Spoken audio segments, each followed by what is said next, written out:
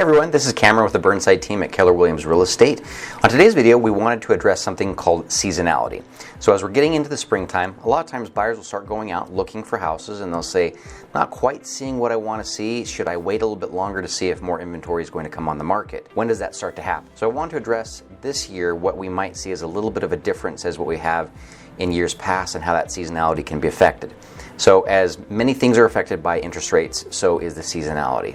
What's happening right now is if you look across the entire country, 82% of all of the houses out there that are owned, or condos, townhouses, and so on, are people that have a mortgage rate of 5% or less. 62% of the entire country has a mortgage rate that's 4% or less. And 40% of our nation owns their home outright. So a lot of individuals maybe that have gotten into a home and have been there for 20, 30, 40 years have paid it off. So there's a lot of people that just own their house outright and don't have a mortgage. So what's taking place right now is because interest rates are still higher and they're in 7.5 range still, people are saying, I don't want to sell my house that has a 4 or 5% interest rate and then go buy something that's going to have a 6.5, 7.5% interest rate, depending on what kind of concessions I can get from the seller. So we anticipate that our seasonality this year in 2024 is not going to be quite what it's been in years past. Now, we saw the same issue happen last year in 2023, when the year prior to that, our interest rates almost doubled in the matter of a number of months. So we don't know if it's going to be that extreme. We feel like in a lot of cases, most people are starting to get used to having to pay what's quote unquote a normal interest rate right now. But we feel like there's still going to be a little bit of a sense of people wanting to see those rates come down a little bit more.